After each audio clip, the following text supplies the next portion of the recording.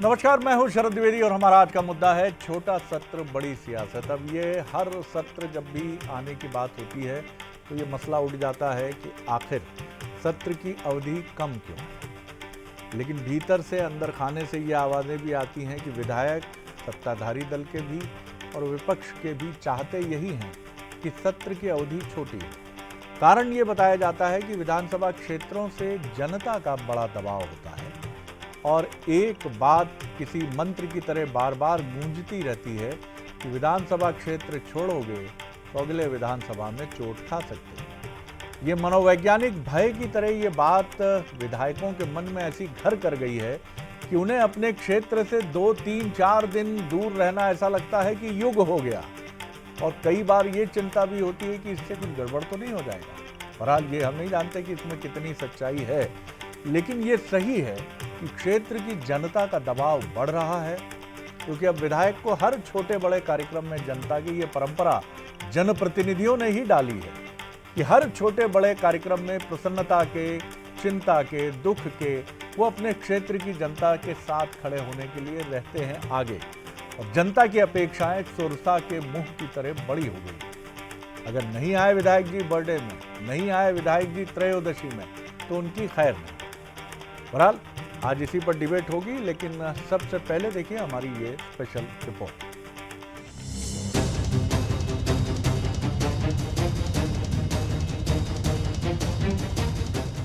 मध्य प्रदेश में विधानसभा सत्र की अवधि को लेकर एक बार फिर सियासी तकरार शुरू हो गई है। शीतकालीन सत्र की अधिसूचना जारी होते ही नेता प्रतिपक्ष उमंग सिंघार ने मुख्यमंत्री, राज्यपाल और विधानसभा अध्यक्ष को पत्र लिखकर सत्र बढ़ाने की मांग कर दी है।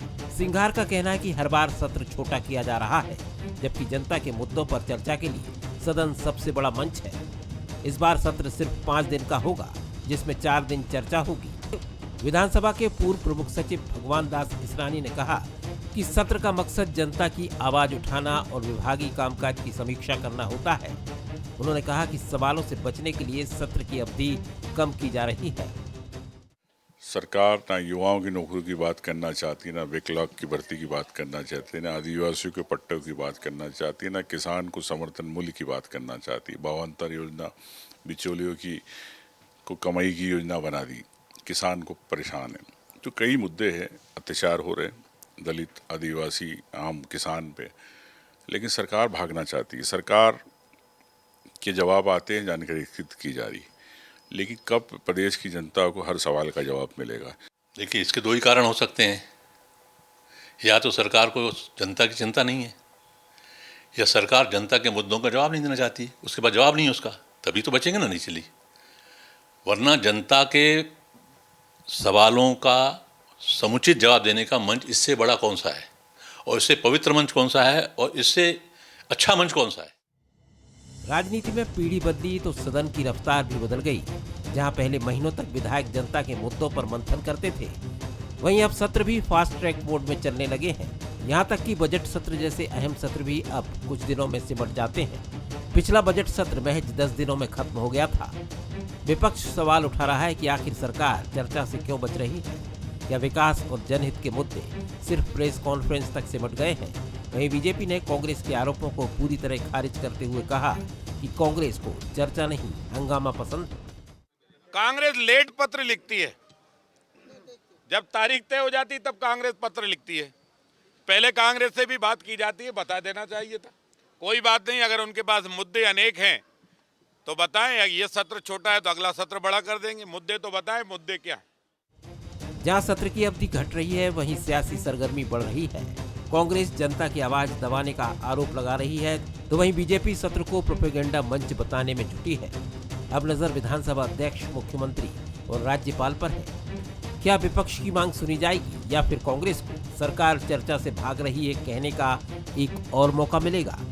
फिलहाल लग तो यही रहा है कि छोटे सत्र में बड़ी सियासत देखने को मिलेगी। तो आपने देखा कि सत्र की अवधि बढ़ाने की बात है, और रामेश्वर शर्मा जी प्रोटेम स्पीकर रहे हैं, तो उनके भीतर का वो प्रोटेम स्पीकर खनक गया जब उन्होंने कहा कि बढ़ा देंगे सत्र, क्योंकि ये अधिकार अध्यक्ष का है और वो ऐसा भी कह सकते थे कि अध्यक्ष जी के पास हम ये मुद्दा लेकर चलेंगे, लेकिन उनके भीतर का उस गद्दी पर बैठ चुका प्रोटेम स्पीकर कह रहा है बढ़ा देंगे, अगला सत्र बढ़ा देंगे। सत्र से क्यों बच रहे हैं? विधायकों के बोलने की जो कला है, क्या उसको लेकर कोई चुनौती है कि विधायक जिस तरह से बोला करते थे, धारा प्रवाह और सदन की वो बहसें, आज भी अगर आप पुराने रिकॉर्ड उठा लेंगे तो अद्भुत लगती है।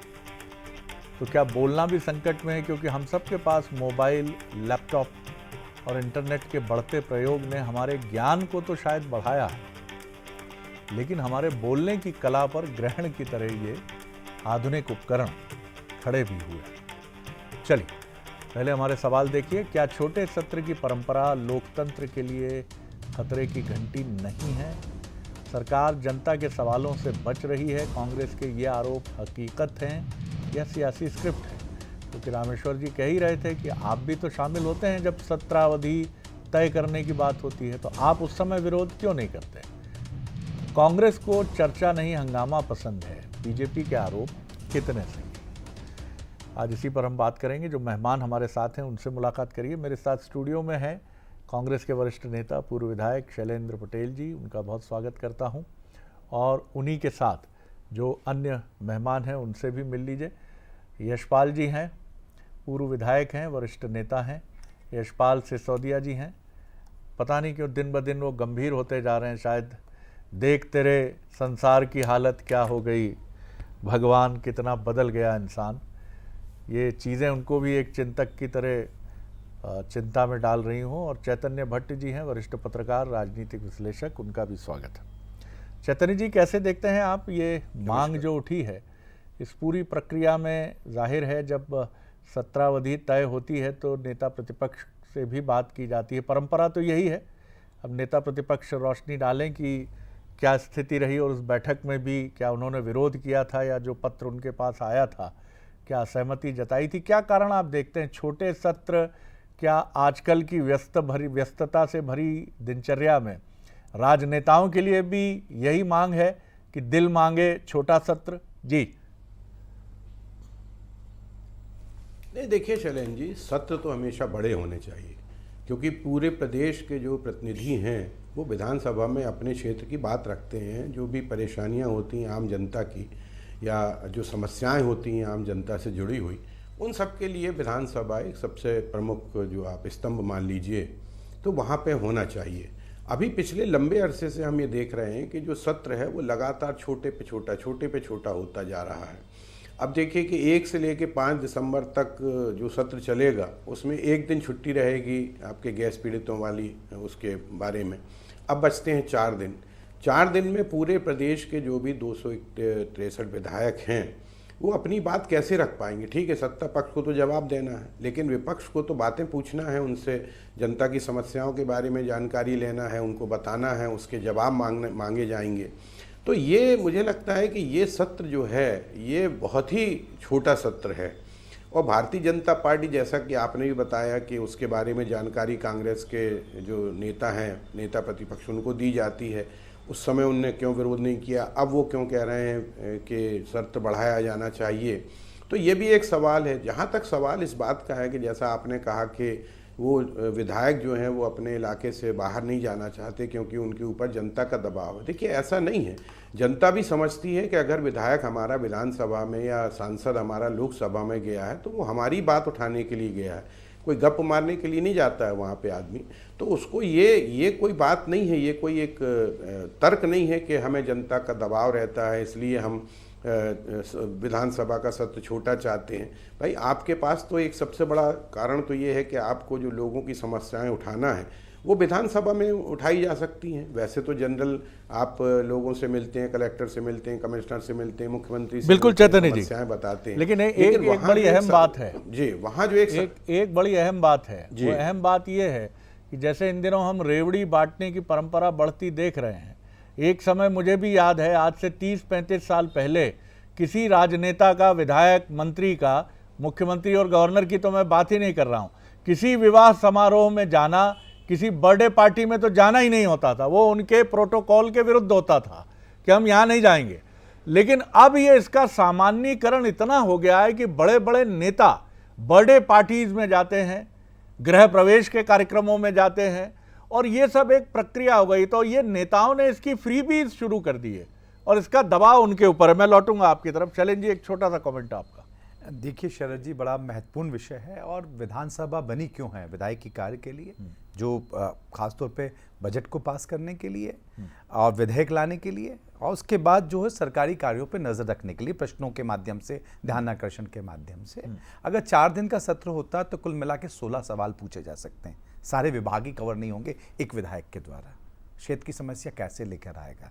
और जो विधानसभा चलती है वो या तो नियम से चलती है या मान्य परंपराओं से चलती है। और हम मध्य प्रदेश की विधानसभा की जो मान्य परंपराओं पे जाएंगे, इतिहास पे जाएंगे, तो हम देखेंगे कितने बड़े बड़े बजट होते थे, बड़े सत्र होते थे। लगभग 90 दिन के सत्र होते थे पूरे साल भर के अंदर। अब तो उसको घटा के 25-30 के आसपास आ गए हैं। क्या कार्य हो पाएंगे? क्या जनता की आवाज़ उठा पाएंगे? क्या आप क्या विधायक चुना क्यों है? और वो चुना के भेजा आपकी आवाज़ उठाने के लिए, आपकी बातचीत करने के लिए। और क्योंकि वो एक प्लेटफॉर्म होता है। देखिए, सत्ता पक्ष का व्यक्ति, विधायक भी ये चाहता है कि विधानसभा चले तो उसकी पकड़ रहे, अधिकारी समझें। नहीं तो अधिकारी भी, क्योंकि ये जो व्यवस्था है प्रजातंत्र में, हमारे देश में एक दूसरों से जुड़ी हुई है। एक तरफ जो कार्यपालिका है, न्यायपालिका है और विधायिकी, ये एक दूसरे पे इसलिए जुड़ी हुई कि एक दूसरे पे कंट्रोल रहे, एक दूसरे से काम करा सकें, एक दूसरे का भय रहे, निरंकुश ना हो। अगर सत्र नहीं चलेगा तो निरंकुशता बढ़ेगी, अधिकारी उस तरीके से काम नहीं करेंगे और जनता का अहित होगा। बहुत से विषय आते हैं अलग अलग माध्यमों से, इतने सारी सुविधाएं हैं जिनके माध्यम से अपनी सारी बात रख सकते हैं। सत्र छुट्टी होने का वो नहीं हो पाता। एक अवसर और है, कार्य मंत्रणा समिति की बैठक जब होगी, जो सदन की एक महत्वपूर्ण बैठक मानी जाती है, कार्य मंत्रणा समिति की बैठक में आप रखिए। और जिस तरह से जी कार्य मंत्रणा की जो बैठक होगी उसमें सिर्फ कौन कौन से विषय आना और कितनी देर चर्चा होना वो होगा, ये तो लगभग निर्णय हो चुका है। अब ये अलग बात है कि पहले लेटर अध्यक्ष का विवेकाधिकार बहुत मैं एक बात कहना चाहता हूं, फिर उसके बाद आप यशपाल जी की बात सुनेंगे। जिस तरीके से भी रामेश्वर शर्मा जी कह रहे थे कि बढ़ा देंगे, तो ये जो शब्द है ये बताता है कि सरकार अपने हिसाब से विधानसभा चला रही है, ना कि विधानसभा नियम। बिल्कुल, जो उनकी बात थी मैंने व्याख्या नहीं की, बात है नहीं, सहज रूप से। वो कौन होते हैं? जो आपने का प्रोटेम स्पीकर थे, आज तो नहीं है, लेकिन इसका ये मतलब है कि अगर सरकार अपने हिसाब से विधानसभा चलाएगी तो फिर विधानसभा किस तरह, माननीय अध्यक्ष जी का ये कार्य अधिकार है, क्षेत्र अधिकार है। ठीक बात है, ये ठीक बात है जी। यशपाल जी, आपका कमेंट, सब बातें सुनिए आपने जी। देखिए शरद जी, विधानसभा की कार्यवाही का संपादन, विधानसभा की कार्यवाही का निर्धारण संसदीय दल के जो नेता हैं, माननीय मुख्यमंत्री जी और संसदीय कार्य मंत्री है, दोनों मिलकर के सत्र को डिजाइन करते हैं, सत्र की अवधि तय करते हैं। महामहिम राज्यपाल जी उनकी सिफारिश पर उसको अनुमोदना करते हैं और तत्पश्चात विधानसभा के अध्यक्ष जी उसका संचालन सदन में करते हैं।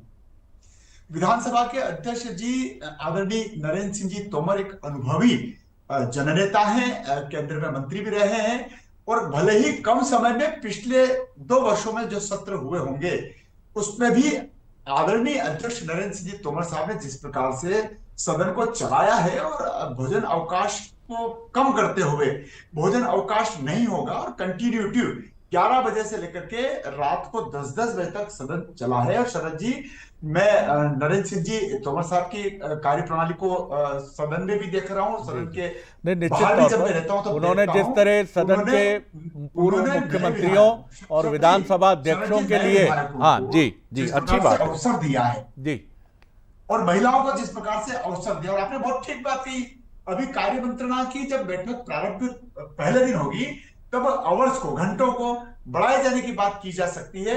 3 तारीख को इसलिए अवकाश रखा गया है कि भोपाल में गैस त्रासदी के कारण से वो अवकाश लगातार पिछले कई वर्षों से, जब से भीषण गैस त्रासदी हुई है, 3 तारीख को स्थानीय अवकाश रहता है। 5 दिन का सत्र है, लेकिन ये बात ठीक है कि 4 दिन चलेगा, और 4 दिन में भी शरद जी प्रश्नकाल होंगे, ध्यान आकर्षण आएगा, शून्यकाल होगा, अशासकीय कार्य होंगे, शुक्रवार उसमें सम्मिलित है। तो कुल मिलाकर के कम समय में भी अधिक घंटों को समाविष्ट कर करके जनता की बात रखी जा सकती है। प्रश्नकाल आहूत होंगे, प्रश्न डलना प्रारंभ हो गए हैं।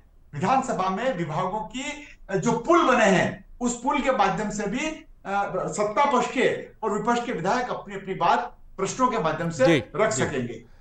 चैतन्य जी, बहुमत ऐसा नहीं है कि इसके पहले सरकारों के पास नहीं होता था, आज़ादी के बाद से लेकर पूरा लंबा वक्फा, लेकिन विपक्ष के हमलावर होने के बाद ऐसा लगता है कि हमारे चाहे उच्च सदन हो या लोकसभा हो या फिर विधानसभाएं हों, वहाँ ख़ासतौर से उत्तर भारत की मैं बात करूँगा, उत्तर और मध्य भारत की, यहाँ पर ये दृश्य देखने के लिए मिलता है कि अब विधानसभा सिर्फ महत्वपूर्ण विधायी कार्य के संचालन के लिए, क्योंकि बहुमत तो है, न बजट रोक सकते हो आप, न किसी विधेयक को रोक सकते हो, न किसी प्रक्रिया को रोक सकते हो, तो विपक्ष भी हमलावर है।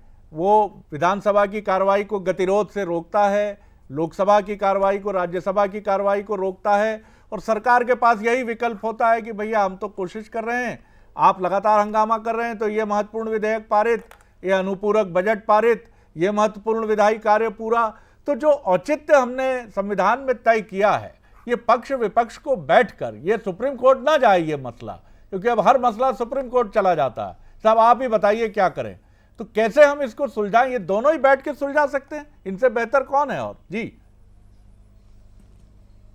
बिल्कुल सही कह रहे हैं शरद जी आप, कि दोनों पक्षों को बैठ के सौजन्यता के वातावरण में ये तमाम चीज़ें तय करना चाहिए। अब होता क्या है कि जब सत्र छोटा होता है, अपनी बात नहीं रख पाते हैं विपक्षी, तो फिर बहिर्गमन कर देते हैं, और जब बहिर्गमन कर देते हैं तो सत्ता पक्ष के लिए बहुत आसान हो जाता है, अपने जो तमाम विधेयक हैं उसको पास कर लिया जाता है, क्योंकि बहुमत तो उनके पास है। तो बेहतर ये होगा कि आप पहले से इस बात का आकलन करें कि भाई वहाँ क्या स्थिति बन सकती है, और उसके लिए जो नेता प्रतिपक्ष हैं या जो विपक्ष के नेता हैं, क्योंकि यहाँ तो दो ही पार्टी हैं, कांग्रेस और भारतीय जनता पार्टी, तो कांग्रेस के वरिष्ठ नेताओं को बुला के ये तय करना चाहिए कि भाई हम किस तरह से सदन को चलाएं। नरेंद्र सिंह तोमर, बिल्कुल आपने सही कहा कि बहुत सीनियर लीडर हैं, और उन्होंने पिछली जो विधानसभाएँ चलाई हैं उसमें उनका आकलन भी किया गया कि बहुत अच्छी तरह से उन्होंने विधानसभाएं चलाई। लेकिन अब सवाल इसी बात का है कि आप रात के 10 बजे तक क्यों चलाते हो भाई विधानसभा? आप दिन बढ़ाइए ना। ये थोड़ी है कि आप 11 बजे आदमी आया है और रात के 10 बजे तक वो विधानसभा में बैठा, ना आप खाने का टाइम दे रहे हो उसको, ना बाथरूम जाने का समय दे रहे। 4 दिन में आप कितने सवालों का जवाब दे पाओगे? और फिर अब तो ये हो गया है कि अफसर जो जवाब बना के दे देता है, वो सत्ता पक्ष के मंत्री हैं, वो बात पढ़ देते हैं, उसमें उनको यही नहीं पता रहता कि इसमें सवाल में क्या कहा, क्या पूछा गया था, क्या हमें उत्तर देना है। जो आता है वो पढ़ के बता देते हैं। तो मेरे ख्याल से तो ऐसा मुझे लगता है कि सत्ता पक्ष को और विपक्ष को दोनों को बैठ के ये तय करना चाहिए कि कोई भी सत्र हो वो कम से कम 15 दिन तो चले। भाई 15 दिन में बहुत सी समस्याओं का निराकरण हो सकता है। अभी जो उमंग सिंघार आरोप लगा रहे हैं कि किसानों की समस्याएं हैं, बेरोजगारी की समस्याएं हैं, अभी लॉ एंड ऑर्डर की समस्याएं हैं, जो गृह मंत्री हैं, मुख्यमंत्री वो गृह मंत्री भी हैं, पुलिस की बहुत ज़्यादा इस समय छीछा लेदर हो रही है। इन तमाम चीज़ों पर विपक्ष से जवाब चाहेगा, और अगर सत्ता पक्ष उसका जवाब नहीं देती तो मुझे लगता है कि ये जानबूझ के इस तरह से 5 दिन का सत्र किया गया है ताकि ज़्यादा प्रश्न ना पूछे जा ये भी है भट्ट साहब, ये भी बड़ा महत्वपूर्ण मसला है कि अगर सदन में जो विधेयक पारित होते हैं उन पर बहस नहीं होती है तो जनता, ठीक है बहुमत की सरकारों में आप रोक नहीं सकते उस विधेयक को, लेकिन आप उसकी तथाकथित खामियों की तरफ सरकार का और जनता का ध्यान खींच सकते हैं। तो विपक्ष एक बहुत बड़ा अवसर खोता है जब वो सदन में उस कानून में डिबेट नहीं करता है या बजट में विभागों की चर्चा में भाग नहीं लेता है कि साहब ये अनुदान राशि उचित नहीं है, इतनी इसे बढ़ाया जाना चाहिए, इस मद के लिए कम है, इसके लिए सर्वाधिक कर दी गई है। पटेल साहब देखिए, अभी तोमर साहब की बात चल रही थी तो वक्त कम है तो संक्षेप मैं कह रहा हूं कि यहाँ तोमर साहब का विषय ही नहीं है विधानसभा अध्यक्ष जी का, वो अच्छा सत्र चलाना है, कोई डाउट की बात नहीं है।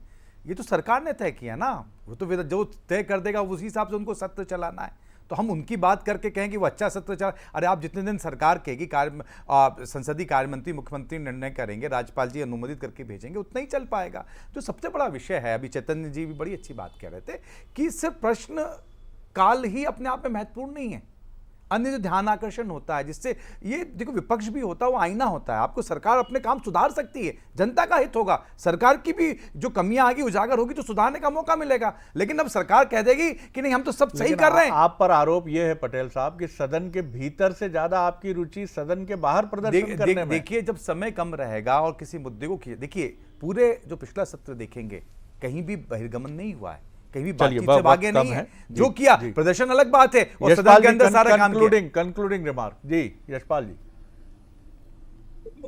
देखिए शरद जी, अवलंबनीय लोक महत्व का जो विषय होता है 139 139 के तहत, अगर प्रतिपक्ष अगर कोई विषय रेखांकित करता है, तो मैं तो नरेंद्र सिंह तोमर साहब की इसी कालखंड की बात करना चाहूंगा। 4-4 दिन तक अविलंबनीय लोक महत्व के 139 के अंतर्गत चर्चा हुई है, और लगभग 35-35 40-40 कांग्रेस के विधायकों ने भाग लिया है। तो देखिए, हम कभी चर्चा से भागते नहीं है, लेकिन जिस प्रकार से चेतन जी ने भी कहा कि शोर शराबा यदि होगा, हंगामा यदि होगा, बहिर्गमन यदि होगा, तो कार्यसूची में सत्ता पक्ष वाले तो काम करेंगे ना शरद जी। हमको तो अपना एजेंडा तय करना है। तो सदन में बैठ करके प्रतिपक्ष की भी ये भूमिका होना चाहिए कि जिस प्रश्न को रेखांकित कर रहा है उसको ध्यान से सुने तो सही, उसका जवाब, सरकार का जवाब तो आने दें। और जितने भी विषय चलिए, अभी जी। उमंग सिंगार जी बता रहे हैं, 4 दिन में उनको पूरा अवसर मिलेगा ध्यानाकर्षण रखवाले विषयों पर। वो अविलंबनीय लोक महत्व का प्रश्न 139 के अंतर्गत चर्चा करा ले, जी, कोई दिक्कत जी। थोड़ी। क्या सत्ता पक्ष कभी भी बिल्कुल, चर्चा से बिल्कुल। नहीं भागता है शरद जी। बिल्कुल, देखिए, महत्वपूर्ण बात यह है कि आप सदन को चलाना चाहते हैं, तो पहले तो आग्रह हमारा भी है कि विधानसभा अध्यक्ष जी नवाचारी हैं, बहुत ही सीजन प्लेयर हैं, इसकी लाइव टेलीकास्ट का वो प्रयोजन आरंभ करें। पड़ोसी राज्य छत्तीसगढ़ में ये व्यवस्था है, लोकसभा राज्यसभा का लाइव टेलीकास्ट है। इससे जनता देख पाती है कि अंदर बहस का स्वरूप और शैली क्या है। दूसरी महत्वपूर्ण बात, एक सुझाव जो ये है, इसे भी विद्वत सभा जो संसदीय प्रक्रिया के जानकार हैं वो देखें। आज वर्क फ्रॉम होम एक बहुत बड़ा आईटी में वरदान भी है, चुनौती भी है। क्या विधायक को एक सत्र वर्ष में ऐसा नहीं होना चाहिए कि वो अपने क्षेत्र में ऑनलाइन जुड़े, विधानसभा अध्यक्ष के साथ, सत्ता पक्ष के साथ, विपक्ष के साथ? उसे ये प्रिविलेज हो कि वो अपना क्षेत्र ना छोड़े, वो अपने क्षेत्र से जुड़े। इसका भी लाइव टेलीकास्ट करिए। हाँ, लेकिन इसकी गरिमा और सैंक्टिटी बनी रहे। वो जितनी भी देर जुड़े, 2 घंटे, 4 घंटे, 5 घंटे, 10 घंटे, कोशिश ये हो कि उसका स्वरूप छोटा और संक्षिप्त हो, लेकिन आप इसे इस रूप में आगे बढ़ा। जी यशपाल जी, बहुत कम वक्त है जी, कुछ सेकंड्स में। जी शरद जी, माननीय विधानसभा अध्यक्ष जी ने और मध्य प्रदेश में भारतीय जनता पार्टी के नेतृत्व वाली सरकार ने तमाम विधायकों के, सत्ता पक्ष के और विपक्ष के, सबके कार्यालय को हाईटेक करने को लेकर के 5-5 लाख अब ये हाईटेक विधायक हमारे अपने हाईटेक उपकरणों से जी जुड़े भी, तो बहुत अच्छा, बहुत शुक्रिया आप सभी मेहमानों का। नमस्कार।